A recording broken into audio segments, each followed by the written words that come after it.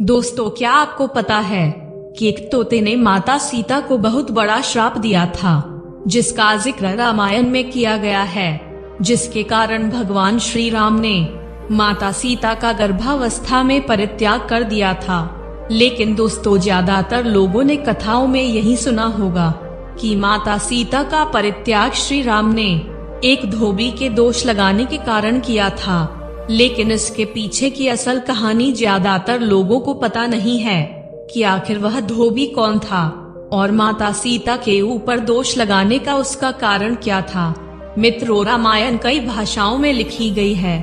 अलग अलग रामायण में कई तरह की कथाएं मिलती है, जिनमें कई ऐसी कहानियां भी है जिससे लोग परिचित नहीं हैं। तो चलिए ऐसी ही एक कहानी हम आपको सुनाते हैं। एक कथा के अनुसार माता सीता जब बचपन में अपनी सहेलियों के साथ बगीचे में खेल रही थी, तब माता सीता के कान में कुछ आवाज सुनाई देती है, जहां एक तोता का जोड़ा पेड़ पर बैठे हुए भगवान राम और माता सीता के बारे में बातें कर रहे थे।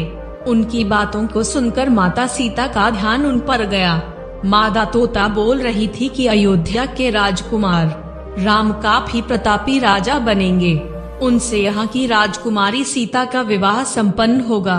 माता सीता ने उन दोनों तोते के मुख से अपने भविष्य के बारे में बातें सुनकर काफी अचंभित हुई, जिसके बाद उन्हें अपने बारे में और जानने की इच्छा जागृत हुई। इसीलिए उन्होंने अपनी सखियों के सहायता से उन दोनों पक्षियों को पकड़ लिया। फिर माता सीता ने उन दोनों से पूछा कि भविष्य के बारे में इतना ज्ञान तुम्हें कहाँ से मिला। उन्होंने बताया कि इससे पहले हम महर्षि वाल्मीकि के आश्रम में रहते थे, जहां हर रोज महर्षि के द्वारा राम और सीता के जीवन के बारे में बताया जाता था, इसलिए हमें हर चीज अच्छे से याद हो गई है। जिसके बाद सीता जी ढेर सारे सवाल पूछती रहीं और दोनों तोते एक एक करके जवाब देते रहे। फिर सीता जी ने उन दोनों तोते जोड़े से कहा कि जब तक मेरा विवाह नहीं हो जाता, तुम दोनों मेरे साथ राजमहल में ही रहोगे और तुम्हें वहाँ सारी सुख सुविधाएं मिलेंगी। सीता जी की बात सुनकर तोता का जोड़ा घबरा गया।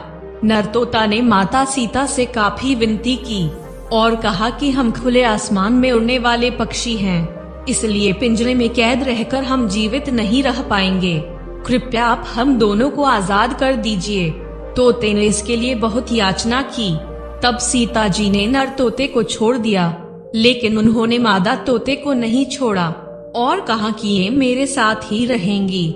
मैं इनके लिए सोने का पिंजरा बनवाकर उसमें रखूंगी और रोज इनसे अपने जीवन की नई कहानियां सुनूंगी।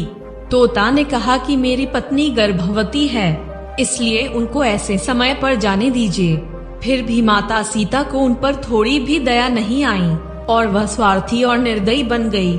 काफी विनती के बाद जब माता सीता ने मादा तोते को आजाद नहीं किया, फिर मादा तोता ने सीता जी के ऊपर क्रोधित होकर श्राप दिया कि जिस तरह तुमने गर्भावस्था में मेरे पति से मुझको अलग कर दिया है, वैसे ही गर्भावस्था के दौरान तुमको भी पति वियोग सहना पड़ेगा। इतना कहते ही मादा तोता ने अपने प्राण त्याग दिए। उसके कुछ समय बाद नर तोता ने भी उसके याद में अपने प्राण त्याग दिए। दोस्तों, कहा जाता है कि अगले जन्म में वही तोता धोबी के रूप में जन्म लिया, जिसने माता सीता के चरित्र पर उंगली उठाई थी, जिसके बाद भगवान राम ने सीता को गर्भावस्था के दौरान त्याग कर दिया था। दोस्तों, अगर आपको इस वीडियो से कोई भी सीख मिली है तो आप हमारे चैनल को सब्सक्राइब करके बेल आइकॉन को भी जरूर दबाइएगा और इस वीडियो को लाइक करना मत भूलिएगा। दोस्तों, कमेंट में बताइए कि आपको यह वीडियो कैसा लगा। धन्यवाद।